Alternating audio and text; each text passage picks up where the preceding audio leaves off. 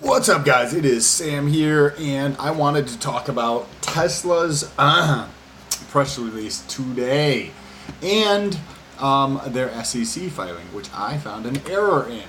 So I will get to the error in the second half of this. It's very minute, like not a fucking big deal, but it does appear to be an error, so I wanted to talk about that. But first of all, this is your first time here, make sure you press that subscribe button. And my name is Sam. So Tesla's Q2 2019, the delivery and production numbers came out today. So these are not steadfast. They're not 100% accurate. They just release them right after a quarter finishes. But the actual numbers come out when Q2 financial results come out in probably early August. So today is today is July 2nd. So the actual numbers that come out are going to differ from this by a small margin. And if you look back at previous quarters, this is how it's always played out. They generally are off by maybe 100 vehicles plus or minus. In their actual press release, they say that final numbers could vary by up to 0.5%. So there's a small margin of error. They also say that they're being conservative on this. So I'm going to go through this press release and just touch on some interesting things here before I get into the SEC filing. And I'm just going to read it off of their webpage. In the second quarter, we achieved record total production of 87,048 vehicles. In the, I believe, if you look at Reuters or Yahoo, there was estimates for around 70-something thousand. And record deliveries of 95,200 vehicles. That's amazing. If you look at their numbers, so this is Q2 2019. If you look at Q2 2018, and I pulled those up for you so you don't have to, Q2 2018 was just over 40,000 vehicles. So more than a doubling, like 125%, 230%-ish roughly increase. That's fucking amazing. Think of another auto manufacturer who is growing even moderately in the realm of double digits consistently year over year, let alone quarter over quarter. That's fucking insane. If you do the math on that and you just extrapolate it out a little bit, that's absolutely insane. On to the next. In addition, we made significant progress streamlining our global logistics and delivery operations at higher volumes, enabling cost efficiencies and improvements to our working capital. One of the things that the legacy media players and a lot of financial analysts or equity analysts who, in my opinion, don't necessarily either have an agenda or they just don't know what they're talking about, think that is going on is that there's a demand problem with Tesla. And they get into that into the next quarter here. Orders generated during the quarter exceeded our deliveries. So what they're saying here, and by the way, this whole entire press release has to be filed with the SEC. So when they're releasing something where there's going to potentially have a material impact on the stock price, they have to, where is it? They have to file, I forget what the form is called, but they have to file a form with the SEC saying what they're going to be releasing with the press release. Excuse me, because it could have a material impact on the stock price. Thus, we are entering into quarter 3 with an increase in their backlog. So they had more than 95,000 orders during Q2, and that they weren't even able to fulfill. So that got carried over into Q number 3. And if you've never taken a test drive in a Tesla, I highly recommend it. They're fucking amazing cars. once you get into a car that is just substantially better than the cars that you've driven in the past, from not just one aspect, but many different aspects, whether that's the performance of the vehicle, whether that's the amount of space inside the vehicle, whether that's the amount of space inside the trunks, whether that's all the technology, whether that's a very simplistic design on the inside, what it's the capabilities of the vehicle, the safety of the vehicle. When you have something that is just so much better than everything else on the market, the people who purchase them tend to tell other people, because they're like, holy fuck, this is cool as shit. Do you remember when you got a new phone and you were like, hey, my new phone can take these videos or pictures or whatever the case was, or you can, scan a thing now and send it through email, 15 years ago. That shit was cool. Think of like that times 100 with these vehicles. Well, go take a test drive in one if there's a showroom in your area. Post on Facebook. Ask somebody if they have one in the area. Go over and just test drive one. They are astonishing how much better they are than other vehicles on the market. And also, this is more conjecture here, but the last line of the previous paragraph, we made significant progress streamlining our global logistics and delivery operations at higher volumes, enabling cost efficiencies and improvements to our working capital. So Tesla guided for a small loss in Q2.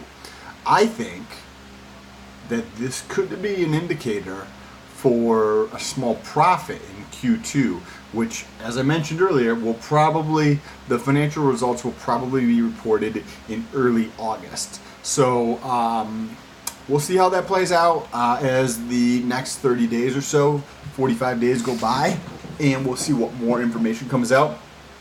But reading through this, that's kind of the indication that I got. Now, on to the next part. We believe we are well positioned to continue growing total production and deliveries. Remember, they produced 87,000 vehicles, roughly, and they delivered 95. So you're like, how the fuck did they do that? Well, from Q1, there was a lot of carry over into Q2. The way that they split their production in Q1 was half of the quarter was producing, the first half of the quarter in Q1 2019 was producing for the European markets outside of the US. The second half they were producing for the US. So what ended up happening at the very end of Q1 was that the cars that were produced in the first half of the quarter in Q1 were just reaching the destination of where they needed to go because they traveled by boat. And the cars that were being produced in the second half of the Q1 were also reaching their destination of where they needed to go. So it was, I think, about 50%. So in Q1, I think they had around 63,000 deliveries. Of those 63,000 deliveries, I believe around 30,000, somebody can correct me down below in the comments if I'm off on that number, but I believe it was on around 30,000 vehicles that were delivered in 1 week, or some crazy number like that. Because of the way the production flowed, that's what ended up happening. So a lot of those vehicles got pushed into Q2 in April, which probably helped here, which is amazing. So the best quarter before this, I think, was 2018 Q4, which tends to be a good quarter. Anyways, and they beat that quarter, so they had the best quarter they ever had. Now on to the next one. Customer vehicles in transit at the end of the quarter was about 7,500. It says 74. It goes on to a little bit about that. Nothing super interesting, but they will not be reporting that number in the future. They don't think it is super representative of their business model. Now, the last part, getting some teensy bit into the financials, but barely, just surface level stuff, because you're not going to talk about a lot of that. Our net income and cash flow results will be announced alongside with the rest of our financial performance when we announce Q2 earnings. I'm guessing in the second week of August. This is me conjecture, like I'm thinking it's the second week of August. Our delivery count, that's why I have the Tesla options video that I'm doing too. So if you want to see an update on the positions for my options that I'm trading, make sure you press that subscribe button and that bell notification, because I'm about to film the video after this one. Our delivery count should be viewed as slightly conservative, as we only count a car as delivered if it is transferred to the customer and all paperwork is correct. So that is where I went through and mentioned that 95,200 vehicles. You're like, how did they produce or how did they deliver exactly 200 vehicles? Well, more than likely when they get the exact numbers in, right? The quarter just ended 2 days ago, so this is probably off slightly. Once they get the exact numbers, from what they are saying, that this is probably like 95,273 vehicles or something like that, a little bit higher than what they are saying, which is kind of interesting. Now, what did they produce? So the total deliveries for Model S and X were 17,650. Now, if we come back over here, I pulled up the numbers for Q2.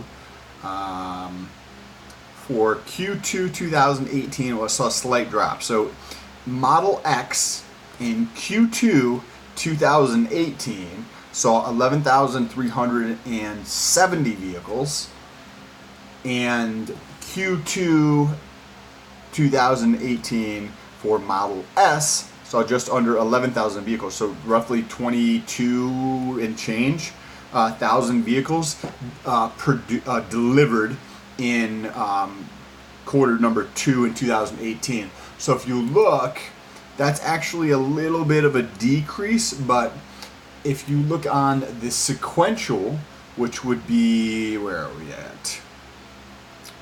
Sequentially, in quarter number 1, there was a lot of people in the market that were expecting a large refresh to the Model S and the X. The Model S last refresh was, I don't know, maybe 2014, and like there was just the facade, the front bumper that basically changed, but the actual remodel of the model vehicle has been out since 2012, like 2019, 7 years later. So they released an update, I think it's called Raven, where they did the air suspension, some upgraded premium interior things, and maybe 1 or 2 other things along with that in, I think it was the end of Q1 or the beginning of Q2 that they announced this. So if you look at Q1, now this is sequentially, not year over year. Sequentially, in Q1, there was 6,000 Model X delivered and 6,091 Model S deliveries. So comparing that, right, so that totals just over 12,000 vehicles to what they actually did in Q number 2, 2019. That was a pretty substantial increase from 12,000 to 17,650. Now, the interesting thing is they delivered 77,550 Model 3. That's amazing. They are absolutely destroying the competition. If you read any articles on Tesla or you follow anything, or if you're watching this video, you probably have some interest in Tesla. If you've never taken a test drive in a Tesla, I highly recommend asking some of your friends, posting on Facebook, going to one of their showrooms and driving a Tesla. Once you drive one and you see how much better their product is relative to everything else on the market, gives you a different perspective on the story that is told from the legacy players in the media versus like what's actually happening in reality. It's pretty interesting to watch out, and that is why I'm positioning my portfolio to take advantage of that. As I mentioned earlier, if you want to follow along with that, I'm about to do an update on the positions for my options. So make sure you press that subscribe button. Stay tuned for the next video on that. Oh, almost forgot about the filing error. Okay, hopefully you're still here. Okay, so now this is a little bit very I don't know if this was just done like this on purpose or just done to kind of hopefully nobody notices or whatnot. But JB Straubel file. So anytime a officer or think of it like a high level executive in a company that is publicly traded wants to sell shares or options or other things, they have to file something with the SEC. I think this is an S4 or 2 or something form that they have to file, and it basically just says what their intentions are and how many shares. So JB Straubel sold a few thousand shares, right? So they on 6/28 sold 300 shares at about $220.87 on average. 6/28/2019 also sold 2,600 and then 7,600 and then 4,500, roughly on all those numbers. So it tells you how much he dispositioned or disposed of in terms of selling them back into the market, as well as the total position size that he has. So the amount of shares that he has left in common stock, so this does not get into his options, is 291,000. Now, everything in here seems fine. So then you go through and you look at some of the fine print. Right? Nobody else is going to fucking do this. I'll show you this as soon as I'm done reading it. So you pull up this form, and this is filed with the SEC. So if you go to Edgar, I think it's EDGAR, Edgar, or you just try to spell that and put in SEC. You can pull up filings, then you can pull up Tesla, and you can find this specific filing. It is actually an S4 form, it looks like. This is done by Aaron Beckman, power of attorney for Jeffrey B. Straubel. Now, where is the error in this filing? This is a legal document that's filed with the SEC. A power of attorney allows somebody to act in somebody's behalf, signing documents and whatnot, and making decisions for them, sometimes for anonymity purposes, but also sometimes for ease of filling this shit out. Like JB probably has other things to do, so he hires this lawyer to do this. One of the jobs of a lawyer is to do things correctly, right? And to take care of that fine print. So, power off attorney. It is supposed to be power of attorney. So I did a little bit of Googling. I wasn't able to find anything around power off attorney. Let me just show you what I'm talking about. So this is the form here. It is a SEC form 4, which is just going to be an S4 form, I believe.